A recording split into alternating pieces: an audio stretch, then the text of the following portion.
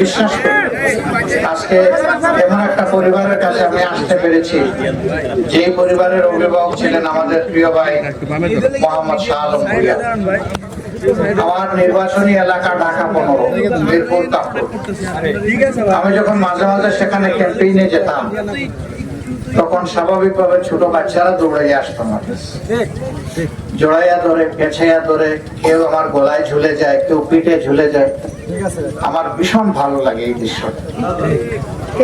শেষ পর্যন্ত সবাই মিলে আমার দাদু পেতাম দিয়ে এইরকম একদিন আমি যখন ক্যাম্পেইন করছি, তখন পাশে বেশ কয়েকটা রিক্সা সারি সারি দাঁড়ানো, কারোর সাথে হাত মিলাচ্ছি, সালাম দিচ্ছি। হঠাৎ করে এই লোকটা রিক্সা থেকে নেমে আমার বুকের ভিতরে ঝুঁকে গেলেন। আমিও তাকে অনেকক্ষণ জড়ায় ধরে রেখে দিলাম। তারপরে কপালে চুমু দিয়ে বললাম যে আপনি যান। হঠাৎ করে আমি শুনলাম যে তিনি বাড়িতে এসেছিলেন ওই সময় নির্বাচনী ক্যাম্পেইনে অংশগ্রহণ করতে। নিজের হাতে এই ব্যানারটা উনি লাগাইছে, ওই যে দেখা যাচ্ছে। এর মাঝে আল্লাহ তাআলা তাকে নিয়ে গেছেন হার্ট স্ট্রোক করে। 5 মাস আগে আমারও বাইপাস সার্জারি হয়েছে। আমি একটা বক্তব্য রাখতে গিয়ে সরোয়ার্দী উদ্যানে হঠাৎ করে আমি জ্ঞান হারিয়ে পড়ে গেছিলাম। দ্বিতীয়বার উঠলাম, আবার পড়ে গেলাম। তৃতীয়বার বসেই অল্প 7 মিনিট কথা বলার আল্লাহ আমাকে সুযোগ দিয়েছে। এই যে লোকটা হঠাৎ করে কেন আমার মুখের ভিতরে ঢুকলেন এখন বুঝতে পারছি। আমি 2 শ্রেণীর মানুষের সাথে মিশে দারুণ আনন্দ পাই। একটা হচ্ছে ছোট বাচ্চারা, এরা মাসুম, এরা বেগুনা। এরা কাছে আসলে মনে হয় কিছু ফেরেশতার সাথে আমি আছি। আরেকজন লোক পরিশ্রম করে, দিন আনে দিন খায়, রক্ত পানি করে, ঘাম জড়ায় পরিবারের মুখে হালাল খাবার রিজিক তুলে দেওয়ার জন্য। অনেক সময় সভা কাপড়ওয়ালা লোকেরা একটু তাদেরকে এড়িয়ে চলে, তাদের গায়ের গন্ধ লেগে যায় কিনা, তাদের গায়ে তো ঘাম লেগে থাকে। আমার কাছে এটা ঘাম না, শতভাগ হালাল রুজি, যে মানুষের গায়ের ঘামকে আমার কাছে আতর আতর। আমি দেখেছি আমার মতো কিছু লোক বিশেষ বিশেষ সিজনে এই গরিব মানুষগুলোর সাথে হাত মিলান। একটু যখন তাদের থেকে আড়াল হয়ে যান, তখন রুমাল বের করে অথবা টিস্যু পেপার দিয়ে হাত মুছে। আর আমি ওই ঘাম গুলা এনে আমার মুখে মুছি। আমি এদের প্রতি অন্তর কলিজার ভিতর থেকে শ্রদ্ধা করি। এই লোকগুলা একজন সম্পদশালী মুমিনের চাইতে 500 বছর আগে আল্লাহর জান্নাতে ঢুকেছে। যাদের রুজি হালাল, আর যারা শুধু নামাজ রোজাটা করে, তাদের উপর যাকাত নাই, তাদের উপরে হজ ফরজ নাই, তাদের জান্নাতে যাওয়া খুব সহজ। সুতরাং এই মানুষগুলার চেহারায় আমি জান্নাতি মানুষের চেহারা দেখি। তাদের গাল হয়তো কুটরের ভিতরে ঢুকে গেছে, আমার মতো এই চর্বিও নাই, নাদুস নুদুস লেইজও নাই, কিন্তু ওখানে একটা জান্নাতি নূর চমকা। যারা দেখতে পায় তারা সৌভাগ্যবান, যারা এদেরকে দেখতে পায় না তারা সৌভাগ্যবান হতে পারে না।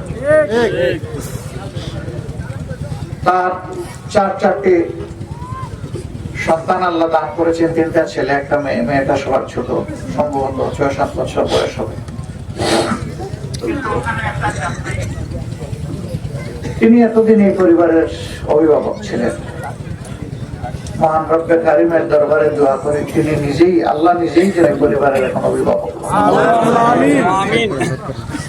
আর আমি, তার পরিবার আমাকে কৃতজ্ঞ করেছেন। তাদের সাথে আমি 2টা কথা বলার সুযোগ পেয়েছি। আমি ওই ছোট বাচ্চাটা, যার বয়স 7 বছর, মেয়েটা, ও ইনশাআল্লাহ লেখাপড়া করবে যেমন লেখাপড়া করে আমার নাতি নাতনিরা। ও বড় হবে, ওর বিয়ে হবে, এই সময়টা পর্যন্ত ইনশাআল্লাহ আমি এই পরিবারের সদস্য, যদি আল্লাহ আমাকে হায়াত দেন।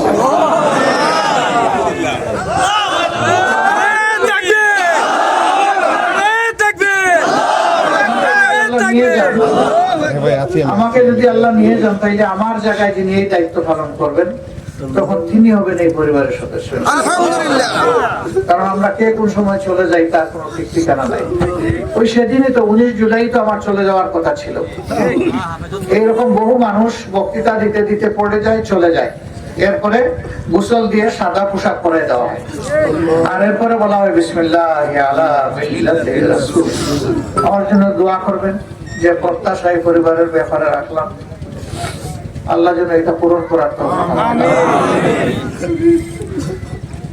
আমি আল্লাহ তাআলার কাছে চাইবো, আমি যেমন খাই তারাও যেন অন্তত এতটুকু খেতে পারে।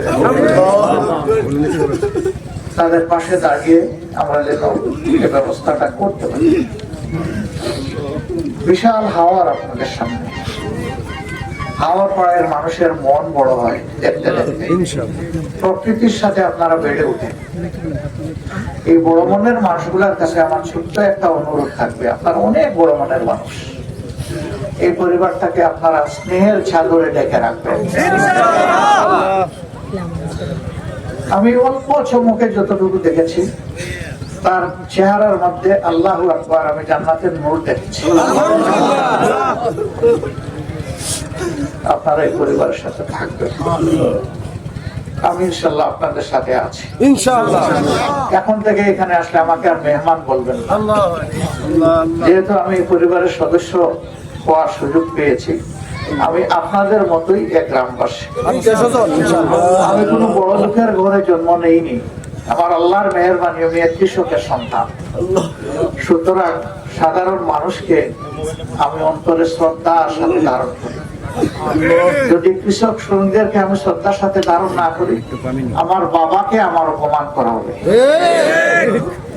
যেহেতু আমার বাবাকে আমি সম্মান করি, কাজেই আপামর এই মানুষ, সাধারণ অতি সাধারণ মানুষ, তাদেরকে সম্মান করা আমার ইমানের অংশ, আমার নৈতিক দায়িত্ব। আল্লাহ যেন এই অনুভূতিটা আমার যতদিন হায়াতে জিন্দগিতে রাখবেন, আল্লাহ মধ্যে যেন আল্লাহ রাখেন। আল্লাহ তাআলা এলাকার বাসীর প্রতি রহম করুন, শান্তির ফয়সালা নাযিল করুন।